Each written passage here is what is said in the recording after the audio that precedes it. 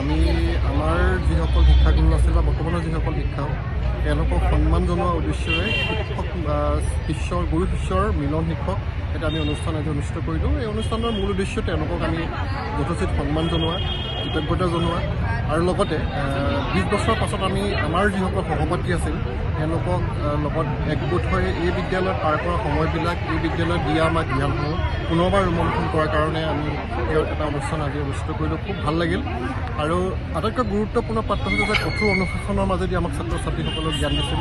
সেইসকল শিক্ষকৰ পৰা আমি পুনৰবাৰ তেওঁৰ আমি কোব খালোঁ, সেইটো চবচে ভাল লগা ঘটনা এটা। আৰু দ্বিতীয়তে আমাক শিক্ষকসকলক আমি কৈছোঁ যে কেতিয়াও আমি শিক্ষকসকল প্ৰাক্তন হৈ নাযায় বা ছাত্ৰৰ প্ৰাক্তন হৈ নাযায়। মৰা মুহূৰ্তলৈকে শিক্ষক সদায় আমাৰ শিক্ষক হৈ থাকিব, ছাত্ৰ আমি তেওঁলোকৰ ছাত্ৰ হৈ থাকিম। জীৱন বাটত তেওঁলোকে সদায় পথ প্ৰদৰ্শক হিচাপে থাকিবলৈ আমি অনুৰোধ জনাই আজি অনুষ্ঠানটো আমি সামৰিব পাৰিছোঁ। মোৰ নাম বিকাশ গোহাঁই। মই খানুৰাম গগৈ শৰণীয় উচ্চতৰ মাধ্যমিক বিদ্যালয়ৰ 2003-04 বৰ্ষৰ ছাত্ৰ আছিলোঁ। আমি সেই সময়ত মেট্ৰিক পাছ কৰি ওলাই গৈছিলোঁ এই বিদ্যালয়ৰ পৰা।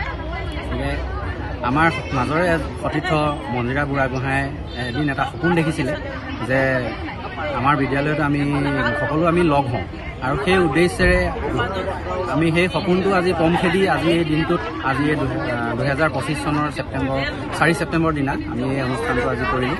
এই অনুষ্ঠানটো আমি কৰাৰ উদ্দেশ্য এটাই আছিলে যে আমাৰ এই বিদ্যালয়ত তেনেকুৱা এটা অনুষ্ঠান বিশেষকৈ হোৱা নাই। আমি সেই উদ্যোগ এটা লৈছিলোঁ যাতে নতুন প্ৰজন্মই, আমাৰ বিদ্যালয়ৰ পৰা ওলাই যোৱা নতুন প্ৰজন্মই যাতে এই বিষয় লৈ আৰু যাতে তেওঁলোকে আমাতকৈ আৰু উন্নতভাৱে কিবা প্ৰক্ৰিয়া আৰম্ভ কৰিব পাৰে, বিদ্যালয়লৈ কিবা এটা নতুন কিবা এটা আনিব পাৰে তাৰ আশাৰে, আৰু আমাৰ এই যিটো এটা স্মৃতি, আমি স্মৃতি এটা লৈ মানে স্মৃতি এটা আমি অনুভৱ কৰিবৰ কাৰণে আমি আজি একগোট হ'লোঁ সকলোৱে মিলি।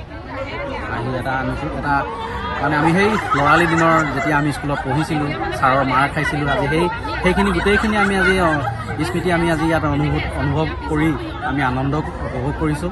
আৰু সকলোৱে লগ হৈ এটা ধুনীয়া এটা পৰিৱেশ, ব্যস্ততা আজি সকলো সময়তে আজি এতিয়া চব ব্যস্ততাৰ মাজতে আহি আজি সকলোৱে সময় দিছে আৰু সকলোৱে ব্যস্ত নিজৰ এটা জেগাত এই বিদ্যালয়ৰ পৰা গৈয়ে সংস্থাপন হৈ আছে সুন্দৰভাৱে। গতিকে সকলোলৈকে সতীৰ্থ মোৰ ফালৰ পৰা ধন্যবাদ জনাইছোঁ।